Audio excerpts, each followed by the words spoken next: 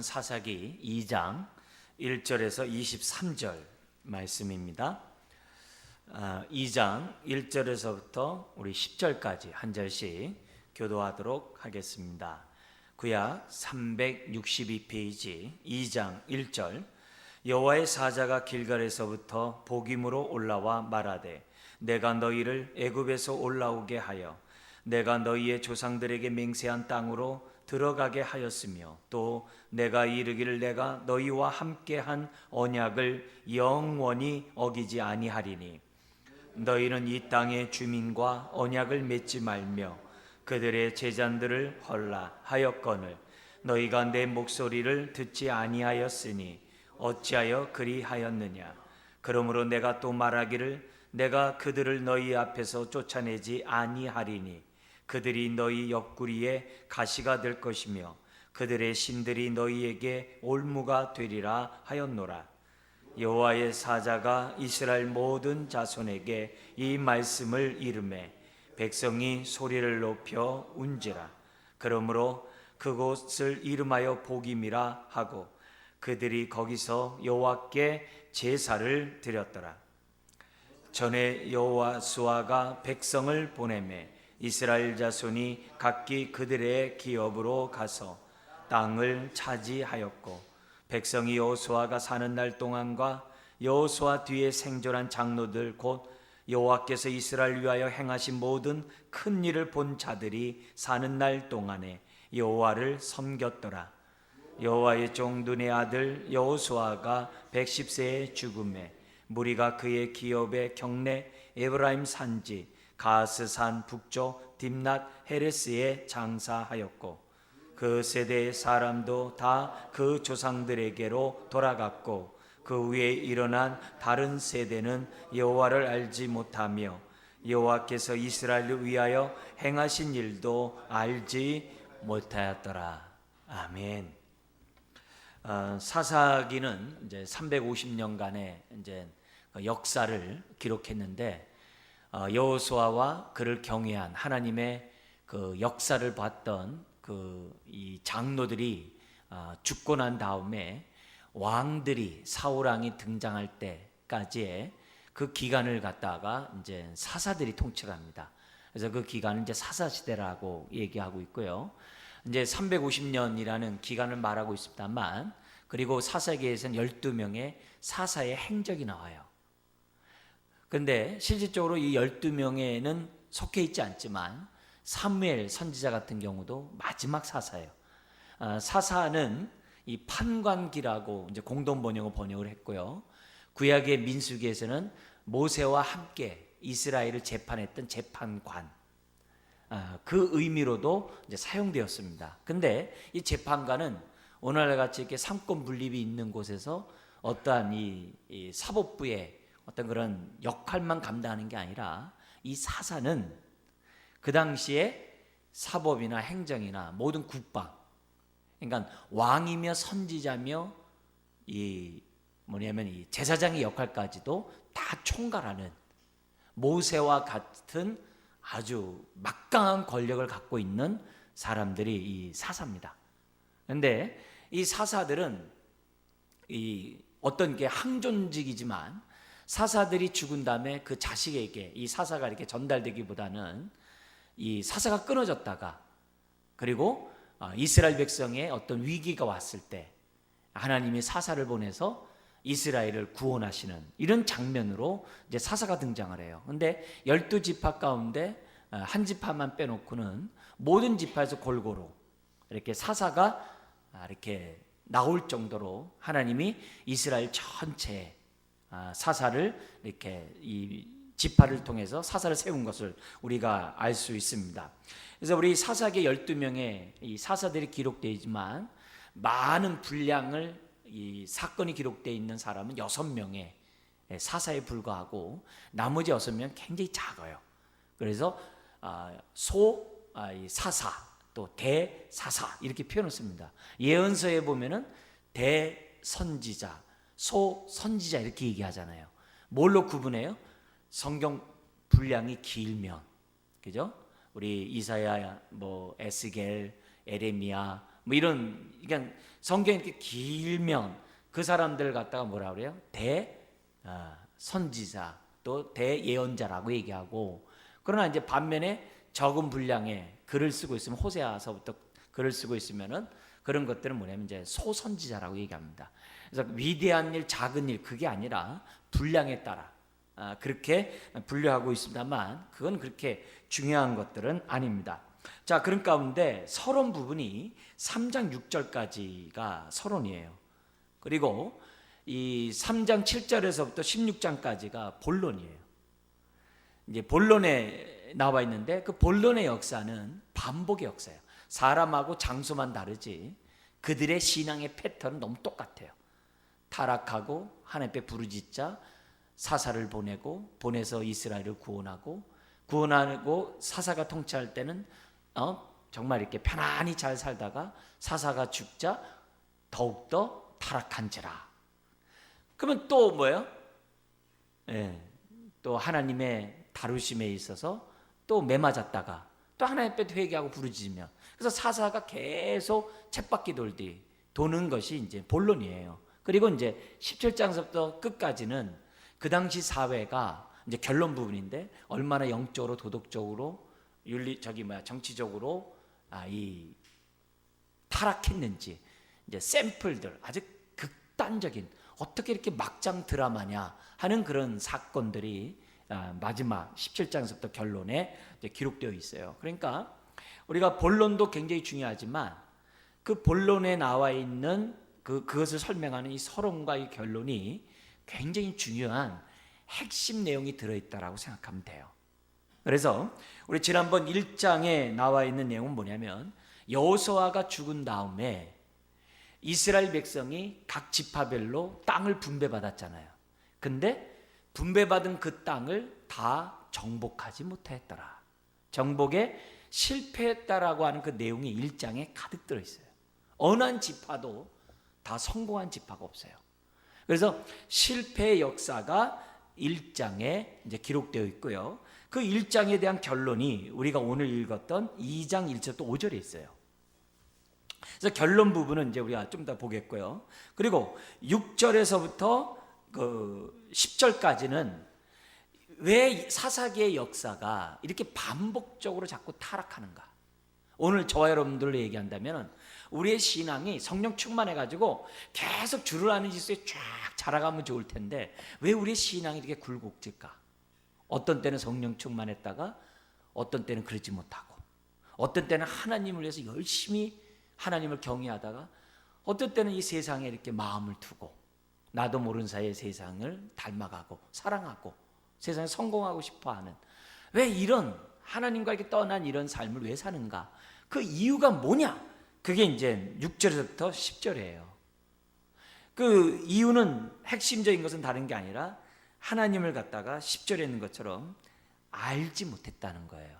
야다라는 단어로 썼는데, 이건 뭐냐면 인격적으로 이렇게 경험적으로 깊이 알다라는 단어예요. 그러니까 하나님을 머리로만 알았지 가슴을 알지 못하는 거예요. 인격적으로 알지 못하는 거예요. 그러니까 인격적으로 알지 못하니까 어떻게 돼요? 눈에 보이는 대로, 자기 소견이 옳은 대로, 또 자신에 있는 정과 욕심에 따라서 사람들이 살다 보니까 그 인생은 뭐예요? 다람쥐 쳇바퀴 돌듯이 돌 수밖에 없다는 거예요. 출애굽한 이스라엘 백성으로 얘기한다면, 가데스 바네에서 10명의 정탐꾼의 얘기를 듣고 이스라엘 백성이 불순종하잖아요. 그러나 2명의 정탐꾼은 누구죠? 여호수아하고 갈렙은, 우리는 비록 약하지만 하나님이 주시겠다 약속하셨고 함께 하신다라고 약속하셨기 때문에 우리가 믿음을 나가면 가나안 정복할 수 있어, 이런 사람이 있는 반면에 나머지 10명은 다 뭐예요? 그게 아니었거든요. 약속을 믿기보다는 자신들의 눈에 보는 대로 일들을 판단을 해요. 그래서 어떻게 돼요? 가나안 땅 안 가겠다고 그랬잖아요. 그러므로 40년간 그들은 광야 생활을 돌았거든요. 그러니까 이런, 왜 곧바로 가나안 땅에 들어가서 성령 충만한 삶을 살면 좋을 텐데 왜 그럴까? 우리로 말하면 예수 믿고 정말 입술로 나의 죄를 대신 짊어지게 하신 주님, 짊어지신 주님 감사합니다. 그래서 죄사함에 대한 기쁨이 있어요. 그러면 우리가 입술로 고백한 것처럼 예수님이 나의 인생의 주님이십니다, 이렇게 고백했으면 우리가 어떻게 돼요? 주님의 통치와 다스림 인도 속에 하나님의 말씀에 청정하고 그 말씀에 따라 살면 되는데, 입술로는 주여 주여 하면서 왜 내가 하나님의 말씀에 경청하지 않고 순종하지 않고 내 마음 내 뜻대로 여기 사사기의 역사처럼 살아가는가? 다른 게 아니라는 거예요.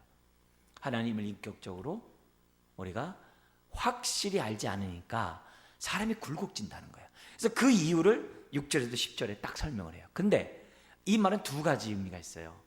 그렇기 때문에 계속 반복적으로 타락한다, 반복적으로 신앙이 굴곡지다 라고도 얘기했을 수 있지만, 반대로 또 뭐예요? 우리의 이런 쳇바퀴 도는 이 신앙을 끊어버릴 수 있는 지름길이 뭐예요? 하나님을 인격적으로 알자는 거예요. 호세아 선지자 표현을 쓴다면 여호와를 알라, 힘써 여호와를 알라. 그러니까 힘써 여호와를 아는 것만이 저와 여러분들이 옛사람을 끊어버리고 날마다 새 사람을 입으면서 살아갈 수 있다고 하는 이중적인 교훈을 6절에도 10절에 주는 거예요. 그리고 11절에서부터 23절까지는 본론에 나와 있는 3장 7절부터 16절에 나와 있는 본론의 그 패턴 있잖아요. 그들이 범죄하여 우승숭배함으로 하나님이 드디어 진노의 심판을 내려서 이웃 나라들의 침략을 받게 해요. 그래서 그들이 고통 가운데 하나님에 있다가 하나님께 부르짖자 하나님이 사사를 보내서 이스라엘을 구원하고, 사사가 있는 동안은 편안히 잘 살다가 사사가 죽자 급속도로 또 타락하더라. 그 패턴이 있거든요. 그 패턴을 설명하는 것이 뒤에 11절부터 23절 얘기예요. 그러니까 여기 서론에 나와 있는 이 얘기는 굉장히 중요한 얘기죠. 그리고 여기에 대한 결론이 이제 3장 1절부터 6절이 서론의 마지막 결론이 됩니다. 우리가 성경에서 제가 구절을 얘기하는 이유가 뭐냐면은, 성경을 막 읽다 보면 이 말이 저 말 같고 저 말이 이거 같고 막 그래요. 근데 구절을 알고 하나님의 말씀을 들으면요, 이 암송을 잘하는 사람들이 이렇게 방을 만들어 놓은 다음에 그 하나씩 이렇게 연상해서 외운다 그러잖아요. 성경도 구절을 알고 나잖아요. 그럼요, 그 구절 속에서 말씀 하나하나를 이렇게 교훈을 이렇게 집어넣다 보면은 평생 가도 안 잊어버려요. 그래서 사사기 그럼 머릿속에 딱 구조가 들어와요. 창세기, 뭐 출애굽기, 레위기, 민수기, 신명기 딱 구조가 들어와요. 66권이 구조가 딱 들어오면은 우리가 지금은 성경을 보면서 신앙생활 하지만 모르잖아요. 성경 모든 것이 정말 불타 없어지고 성경도 없이 우리들이 신앙생활 할 때가 신앙이 암흑기에 올랐는지 보장할 수 없잖아요. 그때를 생각해 보면은 미리 지금 어떻게 돼요? 마음 신비에 우리가 하는 말씀을 잘 차곡차곡 잘 새겨놓는 것이 중요하겠죠. 그리고 그렇게 되면 양적인 축척이 질적으로 도약하듯이 하나님 말씀이 성령님이 내주하시고 성령이 내 안에서 충만히 역사하면요, 그 말씀이 서로 어떻게 돼요? 구슬이 꿰지듯이 다 이렇게 깨져요. 그리고 성령님이 때마다 시마다 기억나고 생각나게 하세요. 요한복음에 예수님이 약속하신 것처럼 기억나고 생각나게 하세요. 그럴 때 우리들이 얼마나 좋겠어요. 지금은 눈이라도 좋아서 성경 보지만 나중에 시력이 나빠져서 성경 못 볼 때가 있거든요. 그럴 때 가만히 앉아서 창세기 1장 1절에서부터 요한계시록까지 쫙 묵상할 수 있다고 한다면 얼마나 할렐루야겠어요. 그래서 하루라도 젊었을 때 하나님 말씀을 잘 이렇게 우리가 배워가지고 우리 심령에 잘 새겨놓는다고 한다면 그만큼 유익이 있어요. 그런 가운데 구조가 굉장히 이제 중요하다는 거죠. 자, 이걸 염두에 두고 우리 2장 1절부터 5절의 말씀을 보겠습니다. 왜 그들이 1장에서 있는 것처럼 가나안 땅에 정복했고 땅을 분배받았음에도 불구하고 그렇게 놀랍게 가나안 정복을 정말 놀랍게 했잖아요. 그리고 가나안 땅 거류의 그 족속들은 두려워 떨어서 이스라엘 백성을 대항할 힘이 없거든요. 꽁무니 빼고 숨어서 이렇게 수비할 그런 분위기거든요. 근데 그럼에도 불구하고 그들은 가나안 땅 정복을 실패를 해요. 그래서 그 실패한 그 모습에 대해서 우리 하나님이 2장 1절부터 5절에 나타나셔서 책망하시는 거예요. 그 실패 원인을 우리가 한번 이 시간에 잘 한번 살펴보기를 원하는데요. 1절에 이렇게 시작합니다. 여호와의 사자가 길갈에서부터 복임으로 올라와 말하되. 여러분, 길갈이 어떤 장소죠? 요단강을 건넌 다음에 이스라엘이 진을 친 곳이에요. 가나안을 정복할 때 처음에 중앙을 정복하고 그 다음에 남쪽을 정복하고 북쪽을 정복했잖아요. 그죠? 그런데 그 모든 전쟁을 하다가 거의 7년 동안 하잖아요. 하다가 어디로 돌아오냐면 본부로 돌아오는 곳이 길갈이에요. 그리고 길갈에는 어떤 제단이 쌓여 있었죠? 요단강을 건넜을 때 발에 물이 하나 묻지 않고 마른 땅을 건너게 하신 하나님의 놀라운 역사에 감사해서 12돌을 취해가지고 쌓은 제단이 있잖아요. 그러니까 그런 것들을 보면서 그들은 길갈에서 어떻게 돼요? 영적으로 재무장하고 다시 전쟁에 임하고 그랬거든요. 그래서 이 실로에 뭐냐면 제단이 세워지기 전까지 지금 뭐냐면 길갈이 많은 것을 역할을 해요. 근데 여호와의 사자가 길갈에서부터 복임으로 올라와 말하되 이렇게 얘기를 해요. 내가 너희를 애굽에서 올라오게 하여 내가 너희의 조상들에게 맹세한 땅으로 들어가게 하였으며 또 내가 이르기를 내가 너희와 함께한 언약을 영원히 어기지 아니하리니 라고 지금 뭐예요? 하나님이 말씀하신 것을 지금 뭐하고 있어요? 사자가 지금 기억시키고 있어요. 오늘 목사인 저도 왜 하나님 말씀을 이렇게 강의합니까? 똑같은 거예요. 여기 사자가 하나님의 약속의 말씀을 기억나게 하는 것처럼 저도 여러분들 하여금 하나님 말씀을 기억나게 하는 자예요. 물론 처음 듣는 분들도 있겠죠. 그러나 많은 경우에 보면 어떻게 돼요? 어느 정도 신앙생활 하신 분들은 제가 하는 말에 대해서 어떻게 돼요? 낯설지가 않거든요. 옛날에 들어봤던 얘기들이거든요. 그래서 기억나는 자로서 목사가 있는 거거든요. 로마서 1장과 15장, 이렇게 16장, 로마서 16장까지 있잖아요. 거기 보면은 바울이 로마 교인에게 편지를 쓰면서 그가 가졌던 태도가 이런 자세였어요. 나는 하나님의 말씀을 너희들에게 전하고 너희들이 알고 있는 하나님의 그 은혜들을 기억나게 하는 자로 내가 편지 쓰노라. 이렇게 해요. 이거는 베드로도 그래요. 그러니까 이런 태도는 뭐냐면 겸손한 것도 있지만 뭐라는 거예요? 절대 말씀을 앞서지 않겠다는 거예요. 말씀을 가르치는 사람이 말씀을 앞설 수 있거든요. 말씀을 가르치는 사람의 특징은 뭐냐면 말씀이 기억나게 하는 거예요. 말씀을 앞서면 안 돼요. 어떻게든지 말씀이 살아 운동력 있게 해야 한다는 것을 우리에게 보여주거든요. 그래서 사자가 다른 말 하지 않아요. 하나님이 너희에게 한 말을 지금 뭐예요? 백성들이 한 말을 다시금 상기시켜 주는 거예요. 하나님은 약속하신 것을 어떻게 돼요? 영원히 어기지 않겠다라고. 그죠? 정말 하나님이 신실하신 언약의 하나님이라는 것을 지금 뭐예요? 상기시킨 거예요. 근데 2절 그러나 너희들은 어떻게 돼요? 하나님은 약속을 지켰지만 너희들은 하나님과 약속을 어겼다는 거예요. 시내산에서 맺은 맹세가 있었잖아요. 오직 하나님만 나의 아버지십니다. 나의 하나님입니다. 그리고 하나님 뭐예요? 너희들만이 나의 백성이다. 내 자녀다. 그렇게 약속을 했단 말이에요. 심지어 모세를 통해서 요단강 동편에서 모압 평야에서 모압 언약을 맺었잖아요. 가나안 땅 정복하려고 하는 그 세대들에게 하나님과 언약식을 했잖아요. 그래서 세겜 땅에서 결혼식을 했잖아요. 가나안 땅 돌아와서. 근데 그 약속을 하나님은 어떻게 돼요? 끝까지 지켰는데 지금 이스라엘 백성들은 뭐냐면 그 약속을 지키지 않았다 이게요. 지키지 아니하고 오히려 어떻게 돼요? 2절에 같이 한번 읽겠습니다. 너희는 이 땅의 주민과 언약을 맺지 말며 그들의 제단을 헐라하였거늘 너희가 내 목소리를 듣지 아니하였으니 어찌하여 그리 하였느냐. 여러분이 잘 알다시피 1장에 보면 왜 그들이 정복하지 않았어요? 계산적으로 그들을 이용하려고. 그들을 쫓아내기보다는 그들을 자기의 종으로 삼으면 자기네들이 그만큼 편안하고 그만큼 자기네들이 어떻게 돼요? 농사 짓는 사람을 부리면은 먹고 살긴데 부자가 될 수 있으니까 가나안 족속을 쫓지 않았거든요. 결국 뭐예요? 하나님 말씀보다도 자신의 이익문을 쫓았다는 거예요. 다른 말로 하면은 자신의 탐욕 가운데 지금 뭐 했다는 거예요? 불순종했다라고 얘기를 해요. 자, 근데 하나님이 그냥 불순종이라고 얘기하지 않고 뭐라고 얘기하는 거예요? 언약을 어겼다라고 얘기를 해요. 이게 중요한 거예요.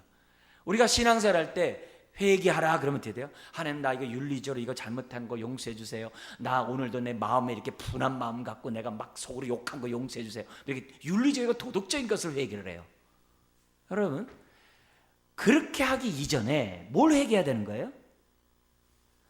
하나님 앞에 지금 뭐예요? 말씀에 따라 살지 않은 것을 회개를 해야 돼요. 항상 기준이, 회개의 기준이 언약의 말씀에 따라 내가 언약 백성답지 않게 산 것을 회개를 해야지, 눈에 드러난 윤리적이고 도덕적이고 잘못된 것들을 회개하다 보면요, 그거는 내가 어떻게 돼요? 회개한 것으로 끝나지 언약의 말씀에 더 가까이 가는 행동을 안 해요.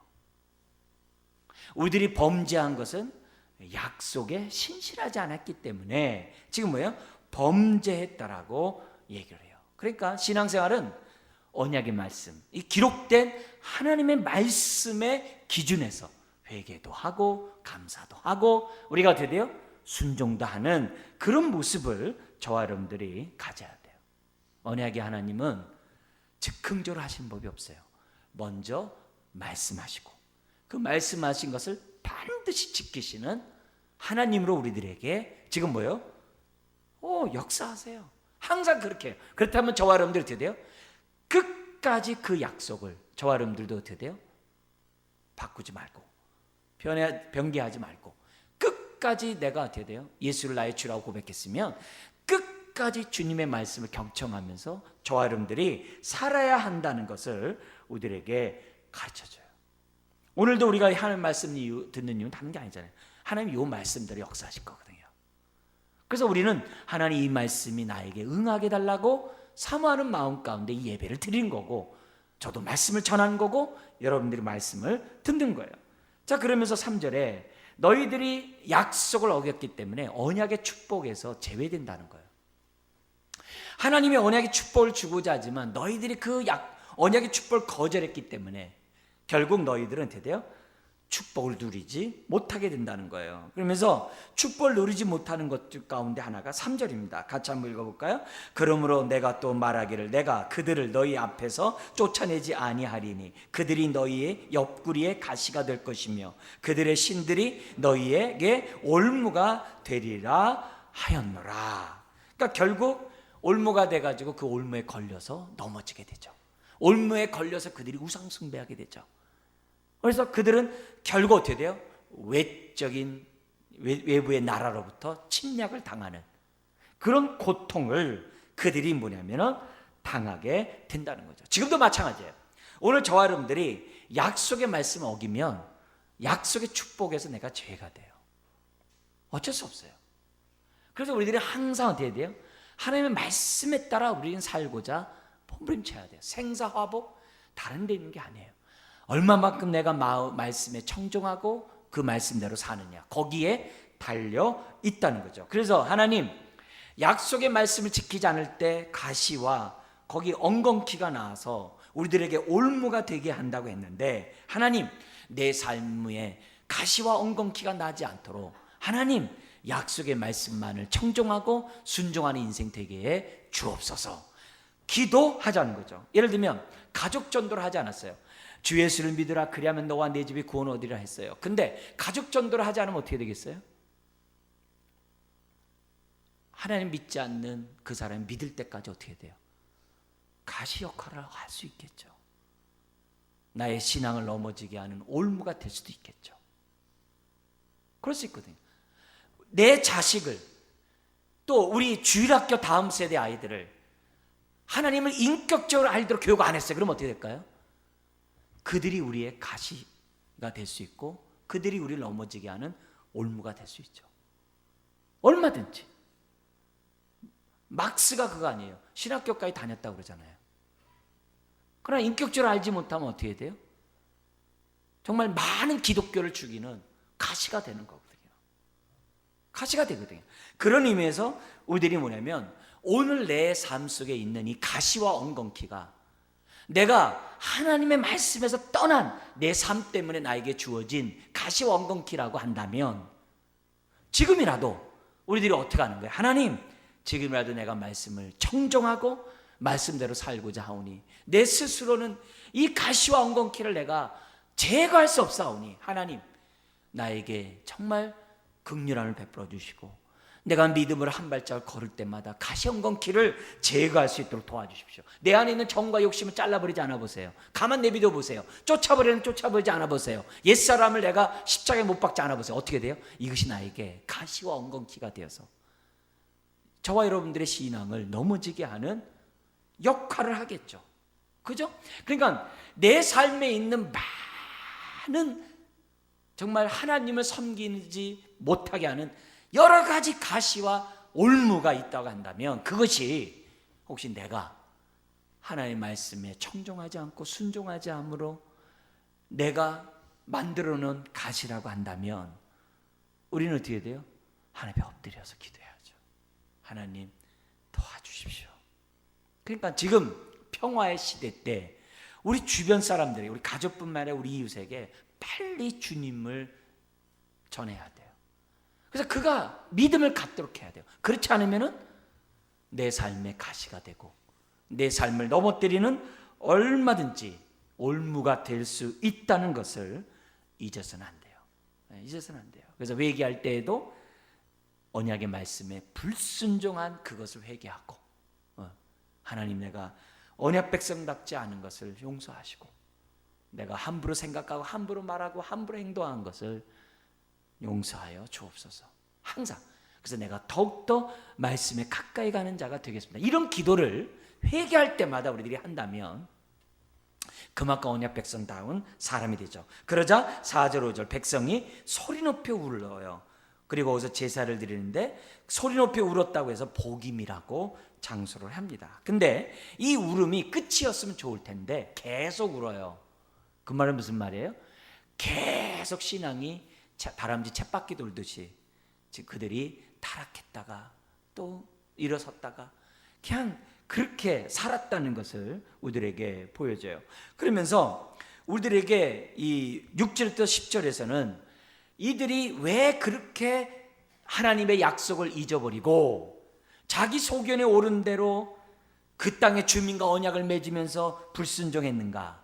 그 이유는 다른 게 아니라 6절에서 10절에 있는 것처럼 하나님을 인격적으로 더욱더 알아가지 못했기 때문이라고 6절에서 10절에 우리들에게 가르쳐주고 있어요. 그렇기 때문에 오늘 우리들이 신앙생활하면서 오늘 이 예배가 나오는 것이 여러분으로 하여금 그만큼 언약의 하나님 말씀 앞에 가까이 오게 하는 거고 여러분은 그만큼 축복에 가까이 오게 하는 지름길이라는 사실을 확신하셔야 돼요. 오늘 이 시간 예배 한번 드린 것이 무슨 나에게 유익이 있느냐, 그렇게 생각하면 안 돼요. 이 한 시간이 내 인생을 뒤바꿔 놓을 수 있는 시간이라는 것을 잊어서는 안 돼요. 그러면서 6절부터 10절에 그들이 정말 이렇게 범죄하게 된 이유를 이제 우리에게 보여주고 있는데요. 여기 6절서부터 한번 잠깐 보도록 하겠습니다. 전에 여호수아가 백성을 보내매 이스라엘 자손이 각기 그들의 기업으로 가서 땅을 차지하였고 백성이 여호수아가 사는 날 동안과 여호수아 뒤에 생존한 장로들 곧 여호와께서 이스라엘 위하여 행하신 모든 큰 일을 본 자들이 사는 날 동안에 여호와를 섬겼더라. 우리 여호수아 마지막 유언장과 마지막 세겜에서 언약을 재무장시켰을 때 요 얘기를 백성들이 했잖아요. 하나님의 영광을 보지 않았느냐 하면서 우리 가족은 하나님을 섬길 때가 너희들을 선택하라. 그러니까 우리도 하나님만을 섬기겠습니다 그랬잖아요. 지금 그 얘기를 요약을 딱 한 거예요. 그래서 여호수아가 죽었는데 그를 장사하고 그 다음에 10절 한번 보세요. 같이 한번 읽겠습니다. 그 세대의 사람도 다 그 조상들에게 돌아갔고 그 후에 일어난 다른 세대는 여호와를 알지 못하며 여호와께서 이스라엘을 위하여 행하신 일도 알지 못하였더라. 그러니까 오늘날 같이 이렇게 말마따나 이렇게 성수주일도 하고 새벽 예배도 드리고 수요 예배도 드리고 정말 큐티도 하고 막 이러면서 이렇게 신앙생활하면 참 좋을 텐데 그러지 않은 거죠. 그러지 않으니까 어떻게 돼요? 하나님을 알아가는 지식이 점점 사라지게 되고 결국 뭐냐면 하나님이 이스라엘을 위하여 행한 일도 어떻게 돼요? 서로 말하지 않는 거예요. 그래서 여러분 우리가 신앙생활 할 때요 성도 간의 교제가 굉장히 중요해요. 여러분 직장 가가지고 하나님이 행하신 일 얘기합니까? 그런 일 잘 드물잖아요. 하나님이 행하신 일을 주고받을 수 있는 일이 사실 성도들끼리의 교제거든요. 그리고 또 교회거든요. 그래서 하나님이 행하신 일에 대해서 자꾸 얘기하는 것은요 우리들의 신앙을 바로잡는 데서 굉장히 중요해요. 더구나 내가 만난 하나님을 자꾸 얘기하는 건요 너무 중요해요. 그럴 때 우리가 뭐냐면 하나님을 잊지 않고 계속할 수 있어요. 여러분 우리는 나 혼자 하나님을 알고 나 혼자 신앙생활하면 된다고 생각하면 그거는 언약의 하나님이 우리를 구원한 목적을 상실한 거예요. 이스라엘 백성을 왜 출애굽시켰다고 그랬어요? 제사장 나라가 되도록. 제사장 나라가 뭐예요? 열방이 주께로 돌아오는 통로로 삼기 위해서 제사장 나라를 삼았다는 거예요. 오늘 저와 여러분들을 왜 구원했느냐? 다른 게 아니거든요. 제사장 나라 시민답게 살라는 거거든요. 영혼들에게 복음을 전하라는 거거든요. 그러니까 그런 사명을 우리가 감당해야 되는데 나 혼자 하나님 잘 믿고 나 혼자 예수 잘 믿으면 되지. 여러분 얼마 못 가요. 그 신앙은 올바를 수가 없어요.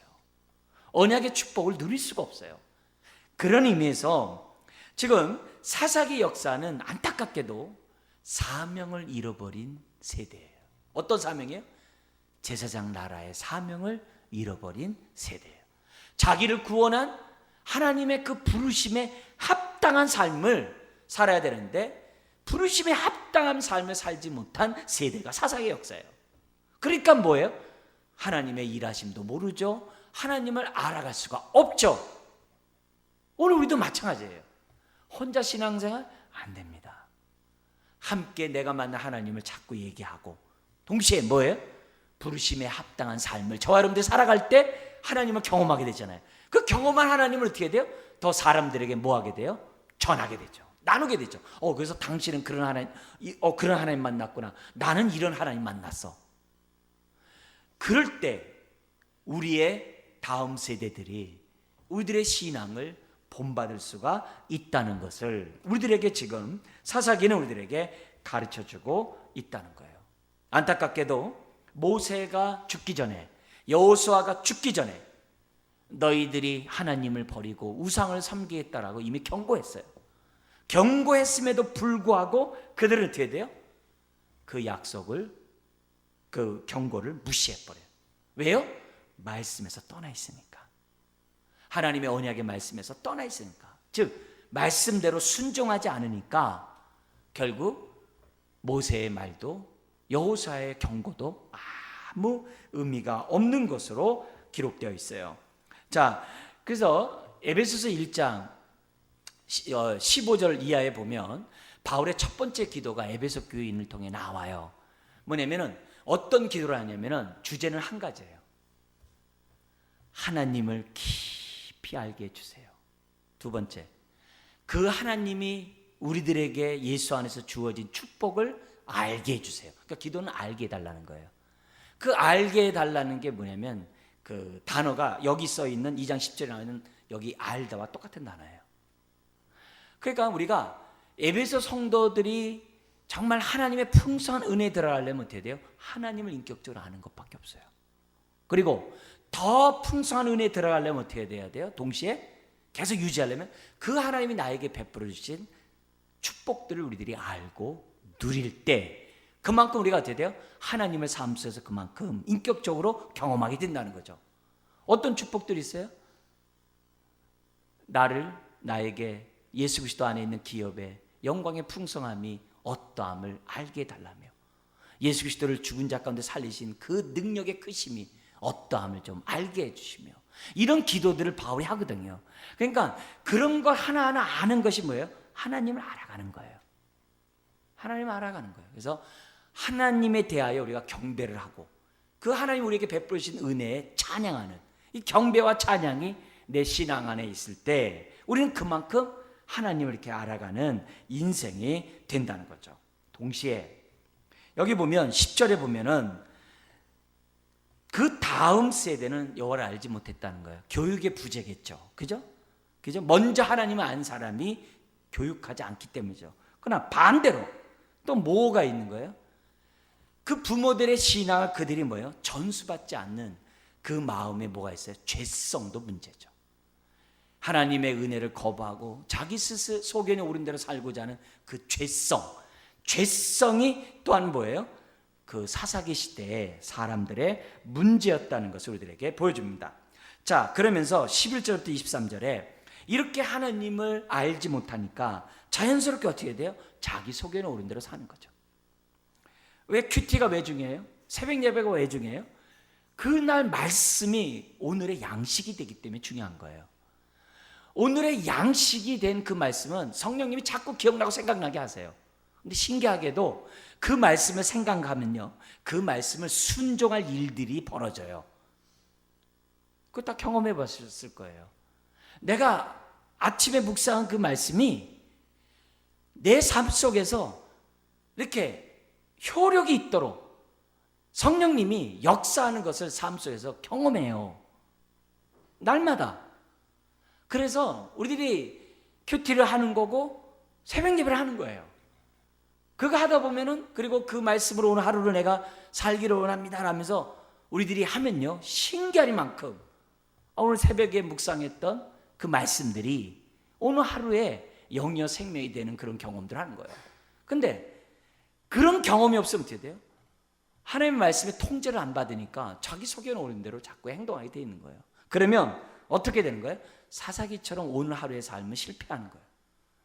내일 아침에 다시 회복하더라도 또 실패. 그렇게 우리들이 쳇바퀴 돌면 안 된다는 것을 우리들에게 보여줘요. 그래서 우리가 하나님을 알지 못하면 자기 소견에 오른 대로 살고 심지어는 드디어 죄악을 뿌리칠 능력조차 없는 것이 우리들이라는 것을 여기서 보여주는데요. 먼저 우리 한번 잠깐 보겠습니다. 11절부터 15절인데요. 이들이 하나님을 알지 못하자 어떤 악을 행하는가? 11절 12절 같이 읽겠습니다. 이스라엘 자손이 여호와의 목전에 악을 행하여 바알들을 섬기며 애굽 땅에서 그들을 인도하여 내신 그들의 조상들의 하나님 여호와를 버리고 다른 신들 곧 그들의 주위에 있는 백성의 신들을 따라 그들에게 절하여 여호와의 진노하시게 하였으되, 여호와를 진노하게 하셨으되 하면서 그 어떻게 진노했는지를 13절부터 15절에 기록되어 있어요. 그러니까 여기 보면은 하나님을 알지 못하니까 11절에 여호와의 목전에서 악을 행해요. 항상 여호와의 목전에서 악을 행해. 우리가 하나님을 안다면 나의 행동이 여호와의 목전에서 행한다고 알거든요. 근데 하나님을 알지 못하면 여호와의 목전에서 내가 악을 행하고 있다는 것을 느끼지를 못해요. 그 차이예요. 느끼지 못하면 계속 가는 거고, 느끼면 어떻게 돼요? 브레이크를 밟는 거고, 그런 거죠. 그래서 여기 11절 12절에 그들이 하나님을 알지 못하자 결국 어디로 가는 거예요? 바알을 섬기는 거예요. 그래서 우리 한번 따라서 해볼까요? 신앙은 회색지대가 없다. 네, 회색지대가 없어요. 하나님을 섬기든 우상을 섬기든 둘 중에 하나예요. 그러나 동시에 어떻게 돼요? 두 주인을 겸하여 섬길 수 없다는 게 예수님의 말씀이에요. 두 주인을 겸하여 섬길 수 없어요. 세상에 있는 모든 우상을 한마디로 얘기하면 뭐예요? 돈이에요, 돈. 네, 돈입니다. 재물입니다, 재물. 그러니까 결국 돈을 섬기느냐 하나님 섬기느냐 둘 중에 하나예요. 네. 다른 게 없어요. 둘 중에 하나예요. 겸하여 근데 섬길 수 없다고 그래요. 성경은 돈은 따라오는 것이지 우리가 쫓아가야 될 대상이 아니라는 거예요. 경배해야 될 대상이 아니라는 거예요. 그래서 여기서 보면 내가 하나님을 섬기지 않으면 뭘 섬기게 돼 있어요? 저 여러분들이요? 내가 우상을 섬기게 돼 있어요. 내가 하나님 사랑하지 않으면 돈을 사랑하게 돼 있어요. 말은 또 이렇게 바꿔요. 내가 높은 자리에 올라가고 내가 저 높은 곳에 올라가서 거기서 하나님 영광 돌리면 얼마나 하나님 영광 받겠냐고. 내가 거부가 돼가지고 하나님 할렐루야 하면 사람들이 얼마나 하나님 잘 섬기겠냐고. 그건 남은 구원시킬런지 모르지만 자기는 망해요. 그럴 수가 없거든요. 그러니까 이런 의미에서 둘 중에 우리는 하나를 선택하게 돼 있어요. 회색지대는 없어요. 없어요. 그래서 이 13절부터 15절에 그들이 뭐냐면 어떻게 우상숭배를 했냐, 여호와를 버리고 바알과 아스타롯을 섬겼으며. 바알은 농경신이라고 그랬어요. 농사신, 농사 잘 짓게 해달라고 하는 신이 바알이에요. 그러니까 바알과 아스타롯을 섬기는 거예요. 그러자 하나님이 어떻게 돼요? 진노하사 언약의 축복에서 제외되게 하신 거죠.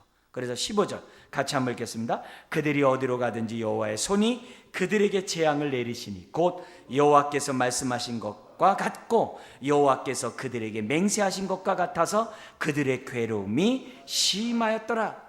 여러분, 불신자와 신자에게 대한 하나님의 채찍의 차이가 뭘까요? 불신자들은요, 하나님의 채찍 때리면 그냥 더 멀리 가버려요. 근데 하나님의 자녀들은 채찍 맞으면요, 주님 품으로 가요. 그래서 내가 채찍 맞았을 때 나의 행동을 보면 알아요. 내가 어렵고 힘들고 채찍 맞았을 때 에이, 하나님 믿어봤자 소용없네, 나 안 믿어 하는 사람하고, 내가 얻어 터졌을 때 어떻게 돼요? 하나님 하면서 내가 나 좀 살려주세요 하고 앞으로 오는 사람은 내 스스로가 뭐예요? 하나님을 인격적으로 알고 있느냐 모르고 있느냐로도 분별할 수 있다는 것을 알아야 돼요. 여러분, 언약의 하나님은 우리가 잘못했을 때 내버려 두지 않아요. 내버려 둘 때는 어느 때예요? 로마서 1장 24절 27절인 것처럼 너무 악을 계속 칠 때 내버려 두는 거예요. 그전에는 뭐 어떻게 돼요? 채찍질 하신다 그랬어요. 왜요? 사생아가 아니기 때문에. 그래서 당시에는 괴로워요. 그래서 유독 신문지상에 보면 교회 다니는 사람들의 범죄가 많이 드러나요. 창피하죠. 그러나 반대로 어떻게 돼요?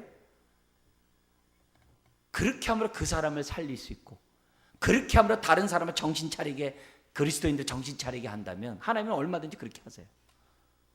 얼마든지 그렇게 하세요. 하나님은 자신의 이름이 욕을 먹더라도 하나님의 자녀를 구원하고자 하는 것이 더 우선이에요. 그래서 유독 그리스도인들이 많은 죄악상에 부끄러운 자아상들이 많이 나와요. 그러나 그런 걸 볼 때마다 우리가 어떻게 돼요? 하나님의 그 영혼을 긍휼히 보신다고 하는 그 측면도 우리가 볼 수 있어야 돼요. 그 사람을 다루고자 하는 그 모습을 보는 거예요. 근데 내버려 두면요, 그건 끝난 인생이에요. 그래서 차라리 하나님에 매맞는 게 더 나아요. 그것이 내가 빨리 정신 차리고 조금이라도 멀쩡할 때 십자가 앞에 나올 수 있는 거예요. 그렇지 않으면 안 돼요. 여러분, 사탄은 예수님을 세상 영광을 보여주면서 유혹했듯이 오늘 저와 여러분들을 어떻게 돼요? 끊임없이 부자 되게 하세요, 부자 되세요라는 걸 통해서 어떻게 돼요? 유혹하고 있어요. 어떻게 했더니 잘 살더라, 어떻게 했더니 돈 많이 벌더라, 어떻게 했더니 뭐 했더라, 계속 그런 얘기만 주변에서 어떻게 돼요? 자꾸 하게 만든다고. 거기에 우리들이 정말 하늘의 부유함을 맛보지 않으면 넘어가게 돼 있어요. 왜 사사기의 역사가 생겨나느냐? 하나님을 알지 않으니까 결국 어떻게 돼요? 그 안에 있는 탐욕이 우상을 자꾸 재생산하거든요. 그래서 우상은 다른 데서 생겨나는 게 아니에요. 내 안에 있는 탐욕에서부터 자꾸 나오는 거예요. 아침마다 우상이 나와요. 눈 뜨면 우상이 막 나와요. 이런 우상, 저런 우상, 저런 우상 그냥 나오는 거예요.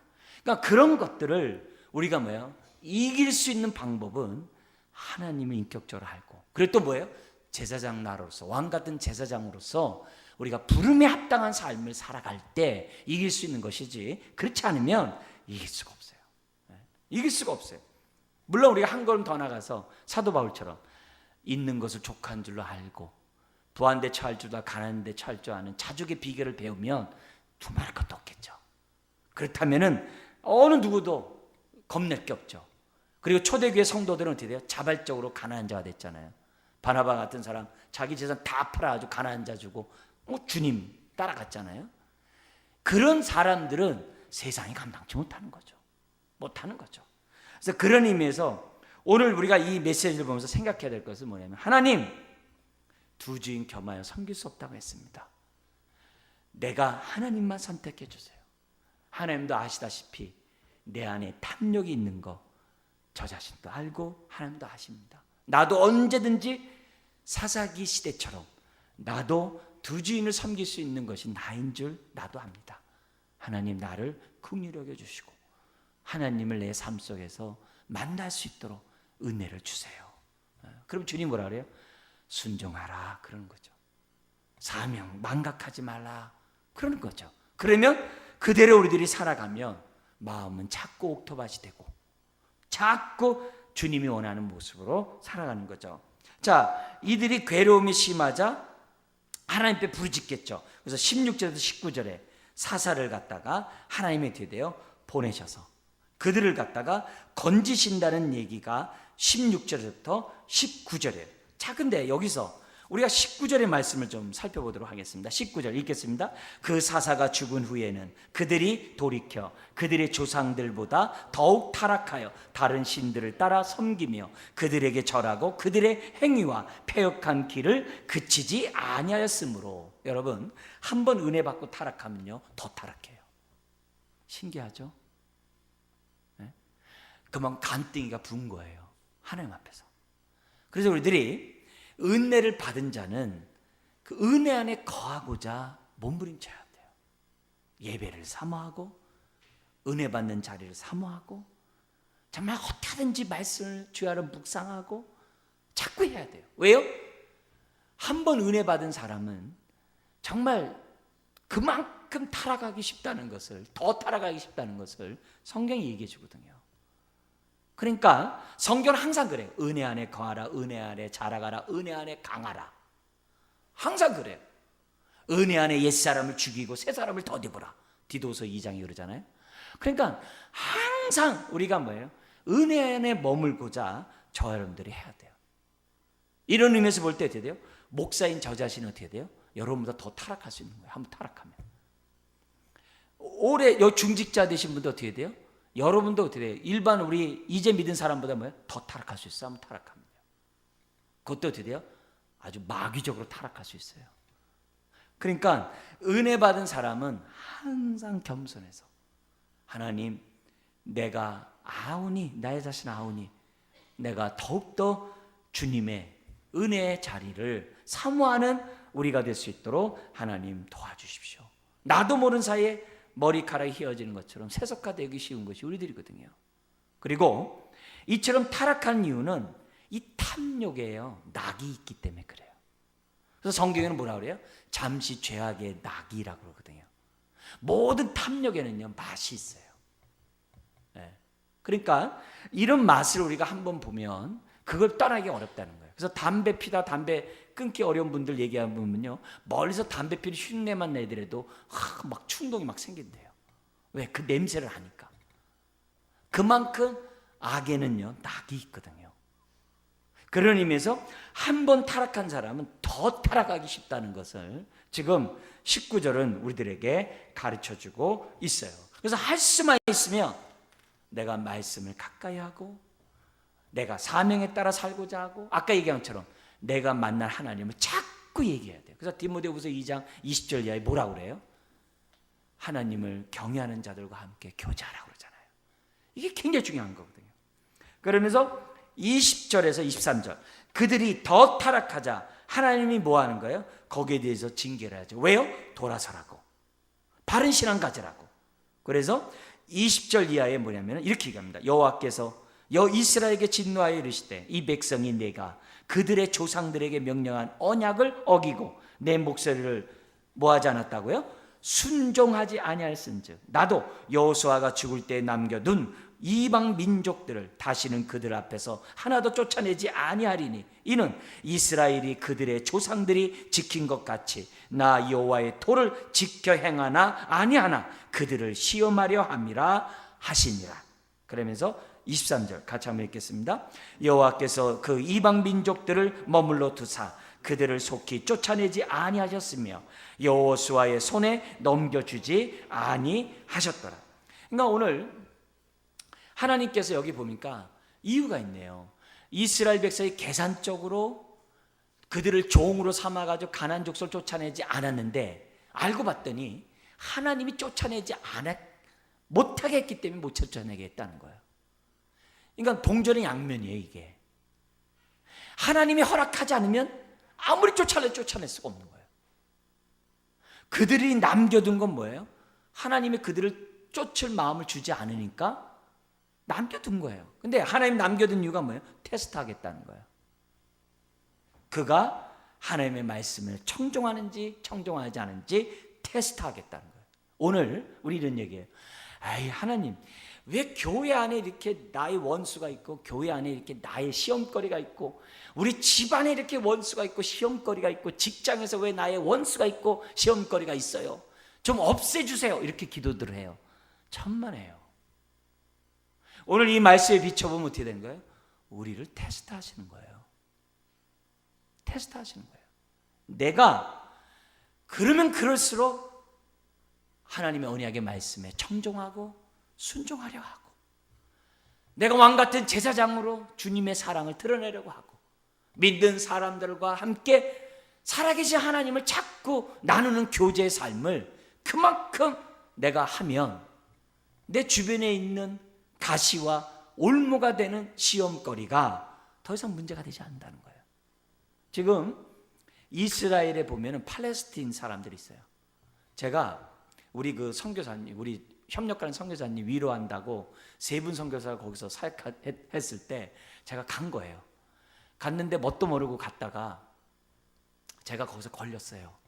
걸렸는데 그때가 뭐냐면 팔레스틴 사람들이 총선하는 때였어요. 하필이면. 그래가지고 그 국경에서 걸려가지고 아침부터 저녁까지 붙잡혀 있었어요.